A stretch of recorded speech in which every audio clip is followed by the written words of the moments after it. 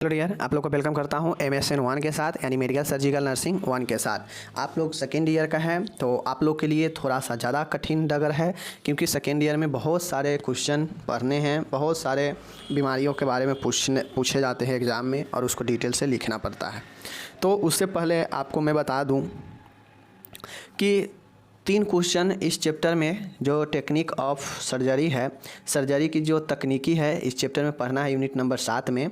और इससे पहले मैं आपको पढ़ा भी रहा हूँ, यह वीडियो नंबर 14 में है। ठीक है, आपको बता दें कि इस 7वां नंबर जो चैप्टर है, इसमें आप लोग को मैं अभी क्या पढ़ा चुका हूँ, pre operative care of surgical patient. कोई भी सर्जरी वाला पेशेंट है, उस सर्जरी से पहले क्या क्या जो है नर्सिंग का कार्य होता है, नर्सिंग भूमिका होता है, नर्सिंग प्रबंध होता है, वो मैं सर्जरी से पहले का बता दिया। आज जो है सर्जरी के दौरान और सर्जरी के बाद दोनों तरीके से जो देखभाल नर्स के द्वारा किया जाता है सर्जरी वाले पेशेंट का, वो देखेंगे। और मानिए आपके एग्ज़ाम में चाहे आपका MSN 1 हो या MSN 2 हो या फिर चाइल्ड हेल्थ हो, आपके क्वेश्चन आना तय है। कोई भी बीमारी पूछेगा, मान गए अगर सर्जरी भी पूछ देगा कि फलाने सर्जरी के बारे में लिखिए, तो उसके लंगड़ी में एक क्वेश्चन ज़रूर लगा देगा कि इससे सर्जरी में नर्सिंग प्रबंध बताएं। तो जैसे ही नर्सिंग प्रबंध आपसे पूछ देगा तो आपको प्री, पेरी और पोस्ट तीनों टाइप से लिखना पड़ेगा, यानी सर्जरी से पहले, सर्जरी के दौरान और सर्जरी के बाद, तीनों तरीके से प्रबंध लिखना पड़ेगा। अगर सीधा पूछ देगा कि सर्जरी के पहले और सर्जरी के पश्चात यानी सर्जरी के बाद का बताएं, तो बस यही दोनों का सिर्फ लिखेंगे। सीधा अगर नर्सिंग प्रबंध पूछ देगा किसी भी सर्जरी का, तो आपको तीनों तरीके से लिखना पड़ेंगे। ठीक है, कभी कभी प्रश्न कभी सीधा नर्सिंग प्रबंध ही पूछ देता है, या कभी कभी जो होता है कि कहता है कि सर्जरी से पहले, पूर्व और सर्जरी के बाद का ही बताएं। तो आपको जो है कोई भी प्रश्न आपको सर्जरी प्रबंध अगर नर्सिंग देखभाल पूछ ले, तो आपको इसी तरीक़ा से बेसिक चीज़ यही होगा। बस आपको ध्यान उसमें यही थोड़ा सा रखना है कि कौन सा बीमारी है। ठीक है, उस बीमारी के हिसाब से चीज़ों को आपको लिखना है, बाकी प्रोसेस सबका यही होगा। ठीक है, चलिए, तो प्री वाला पढ़ा ही दिए हैं।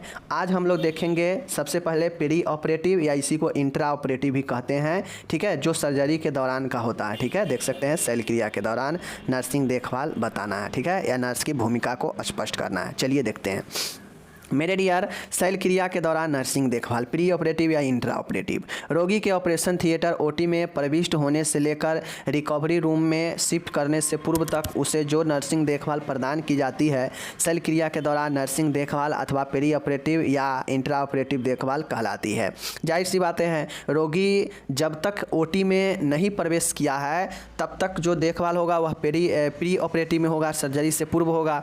जैसे ही रोगी को OT में प्रवेश करा दिया गया, वहाँ पे जो है प्री मतलब नर्सिंग का जो प्री रोल होता है सर्जरी से पहले का, वो समाप्त हो जाता है। जैसे ही रोगी OT में प्रवेश कर जाता है, अब जैसे ही OT में प्रवेश कर जाता है और रिकवरी रूम, जहाँ सर्जरी के बाद जब तक उसे रिकवरी रूम में जहाँ पे नॉर्मल देखभाल किया जाता है सर्जरी के बाद, वहाँ तक जो है जब तक रिकवरी रूम में शिफ्ट करने से पूर्व का जो समय होता है, वह सीधा समझिए कि OT रूम में प्रवेश करने से लेकर और सर्जरी होने के बाद रिकवरी रूम से प्रवेश शिफ्ट होने से पहले का जो समय होता है, वो आपके नर्सिंग शल्य क्रिया के दौरान का देखभाल का समय होता है। इसे पेरी ऑपरेटिव और इंट्रा ऑपरेटिव दोनों कहते हैं। इसमें बेसिक चीज़ें यही है मेरे डियर, आपको ध्यान में रखना है। यहाँ पे मैं 7-8 पॉइंट जो भी इसमें पेरी ऑपरेटिव में बताऊँगा, सिर्फ ये पॉइंट को आपको ध्यान में रखना है। ठीक है, जब आप पॉइंट को ध्यान में रखेंगे ना, तो ऑटोमेटिक ये पॉइंट को डील करना आपको आ जाएगा कि कैसे क्या करना है। ठीक है, जैसे देखिए शल्य क्रिया के दौरान नर्सिंग देखभाल, शल्य क्रिया के दौरान नर्सिंग प्रबंध। ठीक है, देखिए पहला है रोगी को प्राप्त करना व पहचान सुनिश्चित करना। अब जानते हैं, आप लोग को मैं पढ़ाया हूँ, ठीक है ना, कि नर्स जो है एक स्क्रब नर्स होती है, मैं पढ़ाया हूँ सर्जरी दल में, एक स्क्रब नर्स होती है, एक रेगुलेटरी नर्स होती है। ठीक है, तो दोनों नर्स, एक नर्स बाहर होती है OT से, एक OT के अंदर होती है जो डॉक्टर को सहायता करती है। तो जैसे ही जो नर्स होगी वो OT रूम में प्रवेश कर देगी, वहाँ पे OT में रिसीव कर लिया जाएगा। तो नर्स का एक काम होता है कि रोगी को प्राप्त करना OT में, और उसको पहचान को सुनिश्चित करना, मतलब वहाँ भी उसके आइडेंटिफिकेशन को जो है कन्फर्म किया जाता है कि जिस पेशेंट को सर्जरी करना है वही है या कोई दूसरा नहीं तो है। तो वहाँ पे पहचान और रोगी को प्राप्त करती है और पहचान को सुनिश्चित करती है। ठीक है, इसके लिए जो है फाइल को वगैरह को चेक करके मिलान करती है रोगी से। ठीक है ना, चलिए ये हो गया।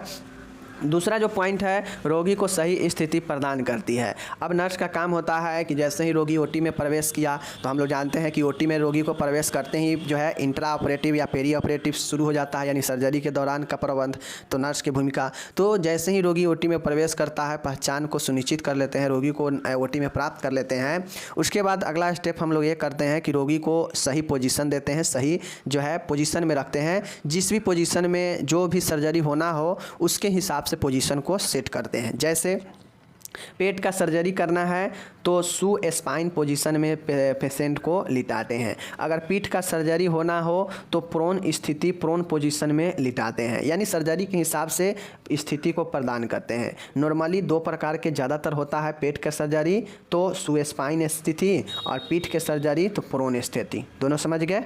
चलिए, ये हो गया आपका। तीसरा यहाँ पे आप लोग देखिएगा, रोगी का फ्लूइड एंड इलेक्ट्रोलाइट संतुलन बनाए रखना। अब नेक्स्ट पॉइंट होता है कि सर्जरी के बाहर, सर्जरी से पहले और सर्जरी के दौरान दोनों कंडीशन में अगर पेशेंट को आईवी लाइन लगा हुआ हो, कैनुला वगैरह, कैथेटर वगैरह लगा हो, तो रोगी को आईवी फ्लूइड और इलेक्ट्रोलाइट संतुलन बनाए रखना बहुत ज़रूरी होता है। क्यों? क्योंकि सर्जरी के दौरान बहुत ज़्यादा ब्लीडिंग होता है, तो अगर आप उसको तरल पदार्थ नहीं देते रहेंगे, आईवी फ्लूइड कम हो जाएगा, शरीर में तरल कम होगा, तो पेशेंट को हाइपोवोलेमिक यानी तरल पदार्थ के कारण कमी होने से आघात लग सकता है, शॉक लग सकता है, सदमा लग सकता है। ठीक है, तो रोगी को फ्लूइड और इलेक्ट्रोलाइट बैलेंस बनाए रखती है। इसके लिए आईवी कैनुला सही कार्य करने की स्थिति को जांच करते हैं, जो पहले से लगा हुआ हो सकता है। ठीक है, ड्रिप खत्म होने पर दूसरी ड्रिप चालू करते हैं। आईवी फ्लूइड को नर्सिंग केयर नोट्स में दर्ज करती है कि हमने कितना ml का आईवी फ्लूइड किस टाइम दिया है। ठीक है, तो ये फ्लूइड और इलेक्ट्रोलाइट के लिए काम करती है। चौथा है, रोगी का नियमित अवलोकन करती है। अब जो नर्स होती है वह रोगी को हमेशा जो है एब्जॉर्ब करती रहती है। डॉक्टर सर्जरी करते रहते हैं और नर्स इसी चीज़ को देखती है कि पेशेंट सही सलामत है तो नहीं, पेशेंट के साथ कोई दिक्कत तो नहीं है। कोई जो है दिक्कत होने पर वाइटल साइन वगैरह अगर बंद हो जाता है, पल्स रेट, रिस्पायरेशन अगर सर्जरी के दौरान बंद हो जाता है, तो तुरंत जो है डॉक्टर को हम सूचित करेंगे कि सर इसका तो पल्स वगैरह या श्वसन वगैरह बंद हो गया है, तो सर्जरी रोककर पहले उसको चालू किया जाता है। तो रोगी को निरंतर जो है अवलोकन करती है कौन? नर्स। इसका ये भूमिका होता है। 5वां है, एनेस्थेसिया देने के दौरान। अब रोगी को एनेस्थेसिया देने के आधार पर उचित स्थिति प्रदान करती है। अब मान गया किसी को अगर एनेस्थेसिया पहले नहीं लगा है, तो हो सकता है ओटी में जो है जाने के समय जो है उसको क्या हो, एनेस्थेसिया लगे, तो एनेस्थेसिया के लिए भी सही स्थिति जो है उसको करना पड़ता है। एनेस्थेसिया देने के लिए, एनेस्थेसिया देने के लिए आवश्यक उपकरण तथा दवाइयाँ को ओटी टेबल के पास एकत्रित करती है। ठीक है, उसके बाद देखिएगा, तो यहाँ पे देख सकते हैं कि एनेस्थेसिया अगर देना हो वहाँ पे, तो आवश्यक जो भी उपकरण एनेस्थेसिया में लगते हैं और जो ओटी टेबल जो ओटी टेबल के पास जो है एकत्रित करती है। एनेस्थेसिया देते समय एनेस्थेटिस्ट को सहायता करती है। ठीक है, अब नर्स जो है एनेस्थेसिया देने में भी सही स्थिति प्रदान करती है पेशेंट को, सारे एनेस्थेटिक सामान को जो है ओटी टेबल के पास लाती है। ठीक है, और एनेस्थेसिया देते समय एनेस्थेटिस्ट को क्या करती है, सहायता करती है। ठीक है, चीज़ों को समझ गए? तो ये एनेस्थेसिया देने के दौरान होगा, जो कि ओटी रूम में ही किया जा सकता है। छठा पॉइंट है, शैल क्रिया कक्ष का वातावरण अनुकूल बनाए रखती है। अब चूंकि डॉक्टर तो अपने काम में लगे होते हैं, तो नर्स का जिम्मेदारी होता है कि वह ओटी रूम के वातावरण शांत व सुरक्षित बनाए रखे, ओटी के सभी इंस्ट्रूमेंट को उचित जगह पर रखे, ताकि डॉक्टर को सर्जरी करने में कोई परेशानी ना हो। ठीक है ना, तो ये शैल क्रिया के वातावरण को अनुकूल व अच्छा बनाना नर्स का ही जिम्मेदारी होता है, और ये ओटी के दौरान ही होता है। ठीक है, 7वां पॉइंट है, शैल क्रिया के तुरंत बाद, जैसे ही सर्जरी हुआ उसके तुरंत बाद जो है रोगी के आवश्यकता अनुसार O2 देती है, मतलब ऑक्सीजन देती है। रोगी के नियमित अंतराल पर एवं आवश्यकता होने पर सक्शन करती है, मतलब हो सकता है रोगी का जो है लार वगैरह या शरीर से झाग, मुंह से झाग वगैरह निकलने पर उसका श्वसन नली जाम हो सकता है, तो एक ओटी रूम में सक्शन मशीन रखा होता है। उस सक्शन के उपयोग करके उसके जो है वायु मार्ग को साफ करती है, और एयर वे वही वायु मार्ग को क्या करती है, ठीक से जांचती है। ठीक है, कि साफ है कि नहीं।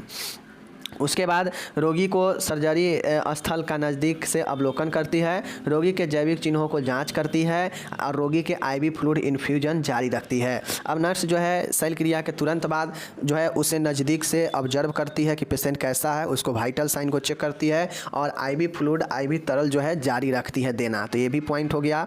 नेक्स्ट है रोगी को लगातार अवलोकन करती रहती है और सर्जरी के दौरान सभी महत्वपूर्ण कार्य नर्सिंग रिकॉर्ड में नोट करती है।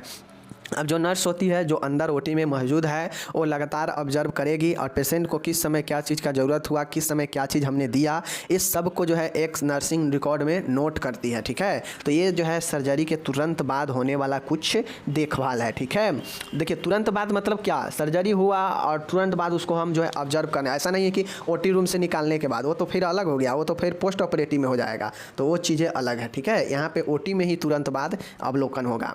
एंड 8वां है लास्ट है रोगी को रिकवरी रूम में स्थानांतरित करती है। अब सर्जरी हो जाने के बाद जो अंदर नर्स मौजूद है उसका काम है कि रोगी को रिकवरी रेट या रिकवरी रूम या पोस्ट ऑपरेटिव रूम भी कहते हैं उसमें स्थानांतरण करती है। ठीक है, सर्जरी समाप्त होने के बाद रोगी को आईवी लाइन एवं ब्लड ट्रांसफ्यूजन बंद करती है। ठीक है, जैसे ही पेशेंट को सर्जरी हो जाए तो आईवी लाइन और ब्लड ट्रांसफ्यूजन को जो है बंद करती है। सावधानीपूर्वक सहायकों की सहायता से रोगी को बेड सीट सहित ट्रॉली पर शिफ्ट करती है एवं शिफ्टिंग के दौरान रोगी की सुरक्षा का ध्यान रखती है। अब जो ओटी टेबल होता है, ओटी टेबल तो ओटी में ही रहता है, बाहर निकलता नहीं है, तो रोगी को ओटी टेबल से जो है जिस ट्रॉली पर हमें ले जाना है उस पर शिफ्ट करती है और शिफ्ट के दौरान जो है क्या करती है, पूर्ण ख्याल रखती है कि पेशेंट को कोई अदर प्रॉब्लम ना हो। ठीक है, सर्जरी से जुड़े सभी तथ्य नर्सिंग रिकॉर्ड में नोट करती है। शिफ्ट करने से पूर्व एवं बाद में रोगी के जैविक चिन्हों की जाँच करती है। अब जब रोगी का जिस समय सर्जरी समाप्त हुआ तो वह ओटी से कब निकाली, इस सारे चीज़ को जो है सर्जरी नर्सिंग नोट्स में नोट करती है और जो है वाइटल साइन को भी एक बार चेक जरूर करती है। ठीक है, तो इस प्रकार से मैंने 8 पॉइंट आपको बताया। कौन कौन पॉइंट बताया एक बार चलिए ऊपर से और इसको हम रिपीट कर देते हैं ताकि आप लोग को कोई दिक्कत ना हो। ठीक है, देखिए पहला है सर्जरी के दौरान में कि रोगी को पहचान और रोगी को प्राप्त करना इसको सुनिश्चित करती है ओटी रूम में। रोगी को उसके बाद सही स्थिति प्रदान करती है सर्जरी के हिसाब से। उसके बाद रोगी को फ्लूइड और इलेक्ट्रोलाइट बैलेंस बनाए रखने के लिए काम करती है। ठीक है, चौथा है रोगी को नियमित ऑब्जर्व करती रहती है, अवलोकन। 5वां है एनेस्थेसिया अगर दिया जाता हो ओटी में तो उसमें सहायता करती है एनेस्थेसिया के दौरान। छठा है शल्य क्रिया कक्ष का वातावरण अनुकूल बनाए रखती है। ठीक है ना, उसके बाद है शल्य क्रिया के तुरंत बाद जो है रोगी को देखभाल करती है और उसके बाद है रोगी को पोस्ट ऑपरेटिव या रिकवरी रूम में ट्रांसफ़र करती है। तो ये कुल 8 पॉइंट हो गया जो आपके सर्जरी के दौरान जो है आप पेशेंट को एज ए नर्स करते हैं। ये 8 पॉइंट सर्जरी के दौरान कोई भी सर्जरी हो सकता है, उसमें आप आराम से ये 8 पॉइंट को लिख सकते हैं। ठीक है, चलिए ये एक नॉर्मल बता रहा है सर्जरी के लिए।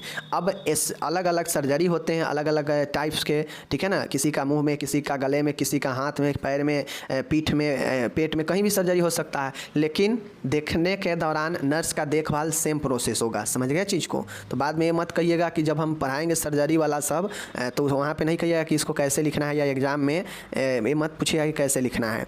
हिंदी इंग्लिश यहाँ पर इंग्लिश सब दिया गया है, इंग्लिश में आप लोग इसको देख लीजिए। बहुत अच्छा है प्रश्न, मैं आपको आज ही सभी नर्सिंग प्रबंध सर्जिकल पेशेंट वाले के लिए बता रहे हैं। ध्यान रहे, ये नॉर्मल पेशेंट के लिए नहीं, नॉर्मल पेशेंट के लिए फिर अलग हो जाएगा। इस सर्जरी वाले पेशेंट, हाँ इतना बात ज़रूर है कि जो लोग अगर इस सर्जिकल चाहे वो प्री हो या पेरी हो या पोस्ट हो, तीनों तरीका से जो समझ जाएंगे ना, वह नॉर्मल बीमारी के लिए या नॉर्मल पेशेंट के लिए नर्सिंग देखभाल आराम से लिख सकते हैं पॉइंट में पॉइंट। ठीक है, चलिए अब यहाँ पे आ गया बातें कि शल्य क्रिया पश्चात नर्सिंग देखभाल क्या है, सर्जरी के पश्चात रोगी की नर्सिंग देखभाल बताएं। अब क्वेश्चन आपसे ये भी पूछेगा कि फलाना सर्जरी के बाद जो है नर्सिंग देखभाल बताएं। तो चलिए दौरान देखिए लिए, पूर्व देखिए लिए, अब हम बाद का भी देखिए लेते हैं कि सर्जरी के बाद नर्स क्या क्या देखभाल करेगी। ठीक है ना, चलिए post operative nursing care, surgery के बाद रोगी को प्रदान की जाने वाली देखभाल शल्य क्रिया पश्चात नर्सिंग देखभाल कहलाती है। मतलब सर्जरी हो गया है, पेशेंट को ओटी रूम से जो है निकाला जाएगा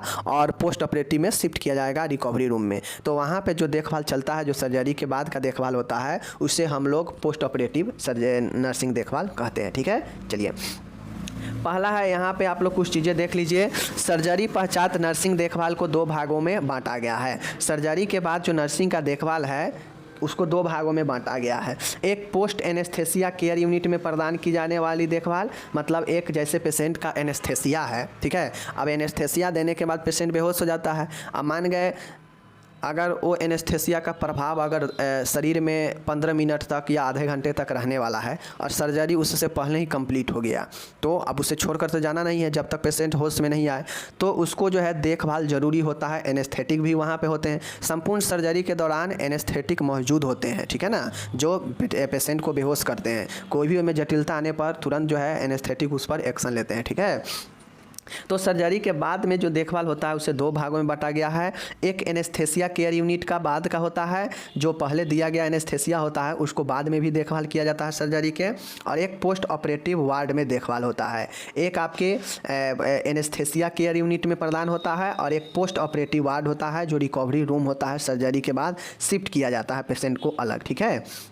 चलिए देखिए यहाँ पे पोस्ट एनेस्थेसिया केयर यूनिट में प्रदान की जाने वाली देखभाल, care provided in post anaesthesia care unit. अब देखिए एक होता है प्री एनेस्थेसिया यूनिट होगा जहाँ पे सर्जरी एनेस्थेसिया दिया जाएगा, पेशेंट को बेहोशी किया जाएगा। अब पेशेंट के बेहोशी को कब तक टूटेगा या उसे तोड़ना है तो उसे पोस्ट ऑपरेटिव में रखेंगे, जो सर्जरी के बाद होता है। सर्जरी के बाद ही ना उसका बेहोशी को ख़त्म होगा या तोड़ेंगे, तो ये पोस्ट ऑपरेटिव एनेस्थेसिया हो जाएगा, जिस प्रकार से पोस्ट ऑपरेटिव सर्जरी के लिए होगा, ठीक है ना। तो दो प्रकार से केयर होता है, एक एनेस्थेसिया के लिए पोस्ट में और एक होता है नॉर्मल सर्जिकल, एक नॉर्मल नर्सिंग केयर, ठीक है। तो दो प्रकार से देते हैं। पहला हम लोग देखेंगे provided post anaesthesia care unit, ठीक है।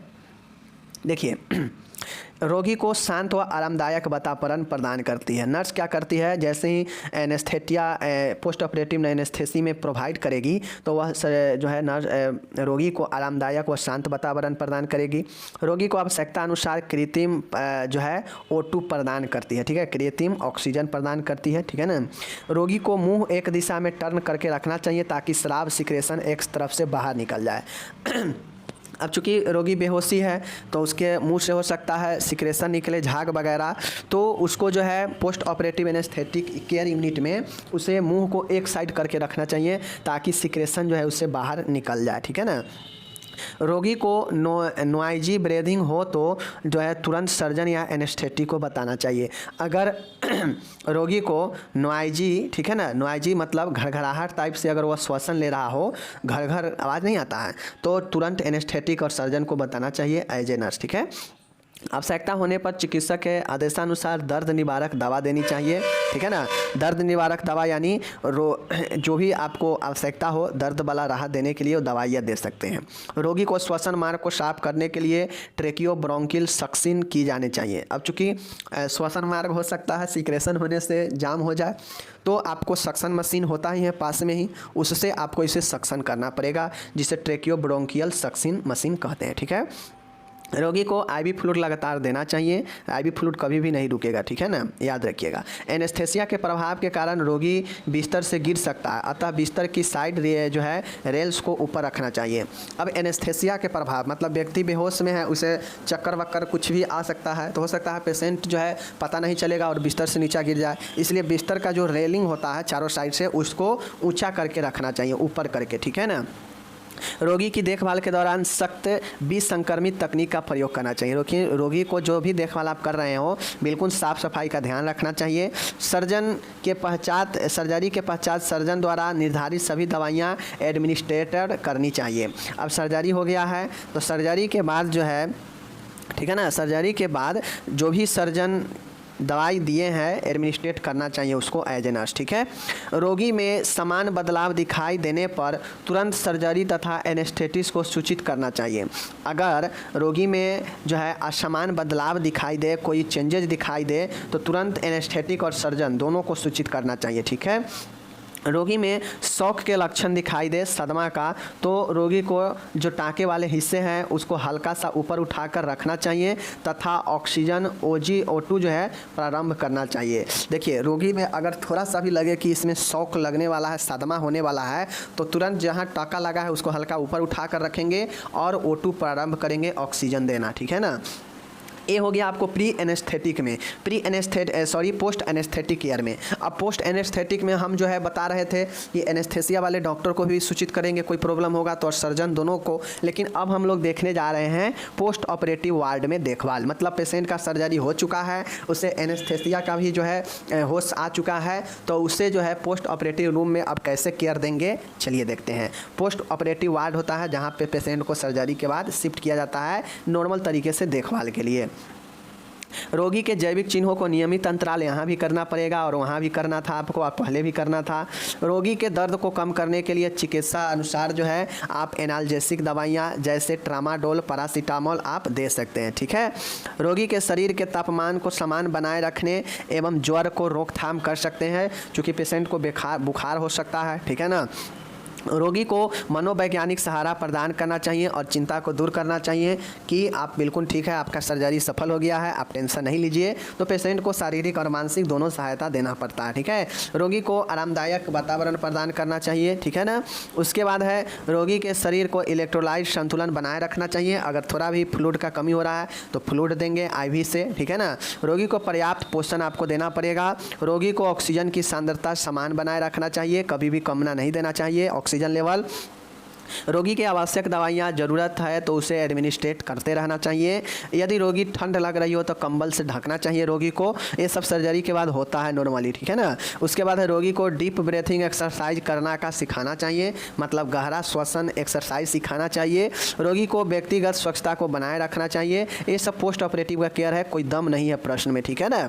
उसके बाद है सर्जरी साइट की निरंतर सफाई एसेप्टिक तकनीक से करना चाहिए, ठीक है। जब सर्जरी वाउंड ठीक हो जाए, मतलब सर्जरी वाला घाव ठीक हो जाए, तो रोगी को नहाने के लिए प्रोत्साहित करना चाहिए, ठीक है। रोगी को डिस्चार्ज होते समय उसे रेगुलर फॉलोअप के लिए कहें। आप नर्स है तो आप पेशेंट को कहेंगे कि अगर कोई पेशेंट का सर्जरी हो और उस वहाँ से डिस्चार्ज हो कोई भी पदार्थ का, तो जो है रेगुलर फॉलोअप करने के लिए कहना चाहिए, ठीक है। तो इस प्रकार से आपका जो है सर्जरी के बाद का देखभाल, चाहे वो एनेस्थेटिया के हो या फिर नॉर्मल हो, दोनों तरीका से मैंने आपको बता दिया। दोनों में आपको ज़्यादा कुछ है नहीं, बस लाइनिंग लिखते जाना है कि क्या क्या आप कर सकते हैं। बाकी हम आपको PDF डिस्क्रिप्शन में यहाँ पे दे देंगे, देख सकते हैं। इंग्लिश हिंदी सब दिया गया है, आराम से इसको आप लोग पढ़ सकते हैं सेकेंड ईयर वाले। और यह MSN 1 का आज का पहला क्लास समाप्त होता है। पहला नहीं, मतलब आज इस सप्ताह का पहला। मिलेंगे अगले वीडियो में, अपना ख्याल रखिए, तब तक के लिए धन्यवाद।